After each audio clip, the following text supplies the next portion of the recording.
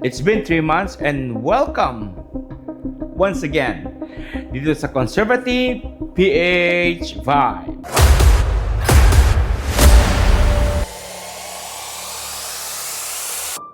Bago natin pag-usapan ang mga may init na issue, I just want to give I can say, short eme sa political landscape sa ating bansa. Okay? Our political landscape sa Pilipinas is not same as the United States, wherein they have the liberals, which are the Democrats, or they have the conservatives, which are the Republicans. We have gazillion and evolved political leanings and political ideologies. We have liberals, which are the opposition. We have the center right, which is the administration, and we have obstructionists, and we have makapilis here and there, So madalit sabi, magulo ang political landscape ng Pilipinas. But it is our job to make sure that yung mga viewers natin ay, alam mo yon, nasa linya ng, sabi na nating tama, or nasa linya ng katotohanan. Yan! Katotohanan para sa kapakanan ng ating mga kababayan. Yun. Okay? Now, the issues. I remember I signed off December 2025, and just now, guys, bumalik ako after 3 months, and there's a lot stuff na nangyari, and because of that, medyo parang na-burn out po tayo. Kasi parang recycled yung mga issue recycled, and there's a lot of political content creator na nire-recycle lang din nila yung mga ginagawa nila. That's why medyo nag-stop ako, and I consolidated all the informations that I gathered that 3 months, and I'm going to tell you now my opinion kung ano ang aking stanza sa mga isyung yan. Una, yung pagbasura ng impeachment case ni Sara, ng kanyang motion for reconsideration ng Kamara sa Supreme Court. For me, this only shows the power of the Dutertes over the court, because we all know that most of those are and I can say appointed by the Dutertes. But again, ang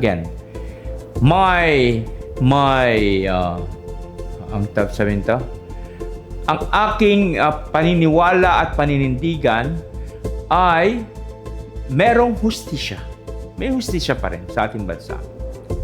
Even though it's clearly obvious what's going on, but merong hustisya, at nirerespeto ko ang Korte Suprema when it comes into junking the motion for reconsideration. Why? Because of that, yung second impeachment case ni Sara this 2026 is so, I can say, malinis, pulido. Okay? Malinis, pulido, hindi ni rush. If only the congressman on the 19th Congress did the same thing kung anong ginagawa ni Luis Tronao, we don't have this problem now, and maybe tapos na ang impeachment and nahatulan na si Sara. But no, they have to rush. Why?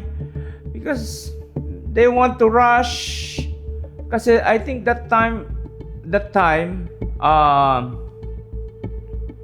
mainit yung usapin ng budget. So, ganun ang nangyari. But anyways, lumipas na yon. And natapos na rin yung yung confirmation of charges ni Duterte na after 60 days yung pre-trial niya ni Duterte tapos na rin. And in 60 days lalabas na yung decision ng ICC kung itutuloy ba o hindi.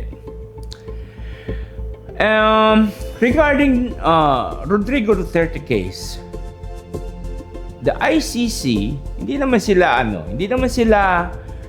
syungak o hindi hindi naman sila ganun ka bobo para isipin na si Duterte is matinong tao. Because in the first place, all the accusation na ifinal nila kay Duterte sa ICC are all well documented. Ang ayaw ko lang na nangyayari is parang yung mga biktima ng EJK alam mo yan, minamaliit pa, minamaliit pa na mga obstructionist. This is the problem sa inyo, guys.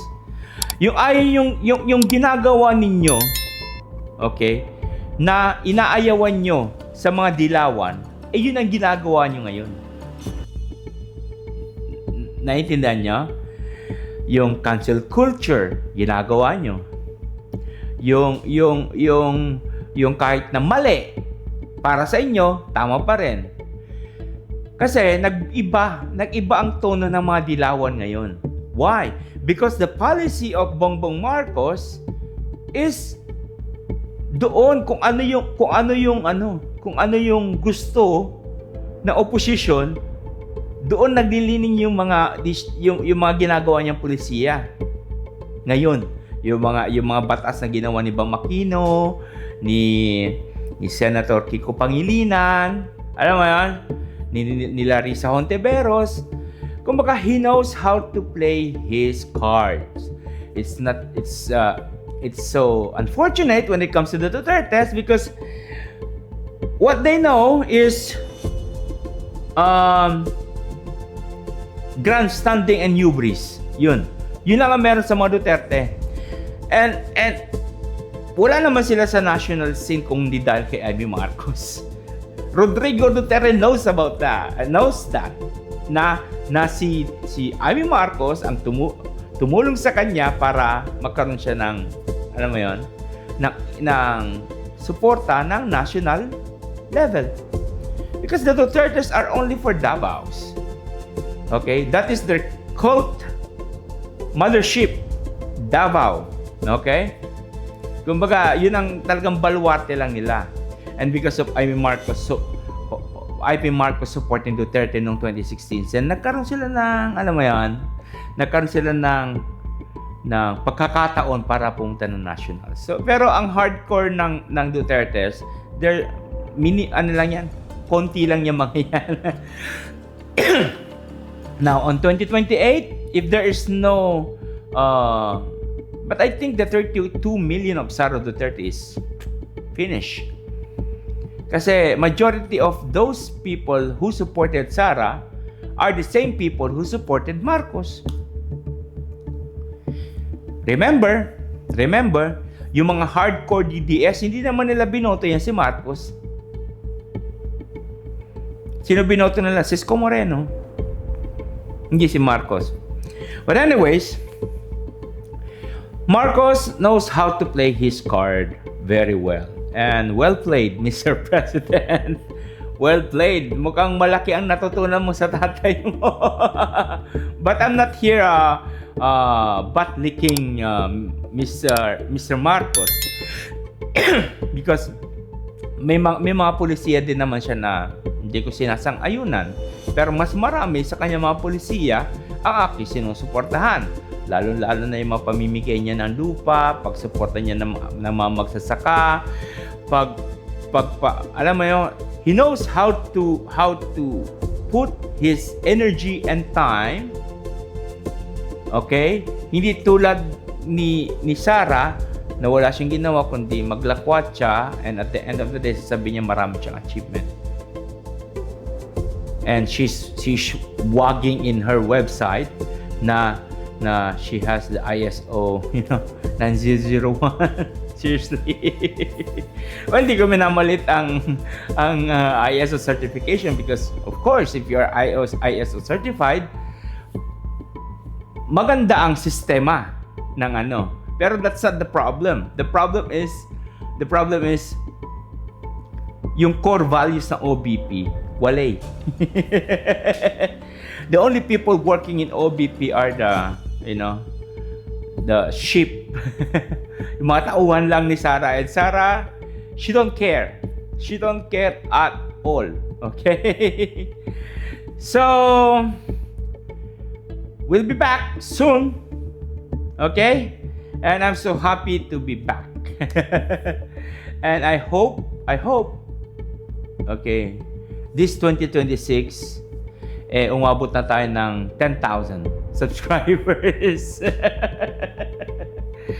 Anyways, okay? Maraming salamat po sa inyong lahat. And please don't forget to like, subscribe, and click the notification bell upang sa ganun ay man-notify po kayo pag may mabago tayong video tulad nito. Maraming salamat po muli. And to God be the glory.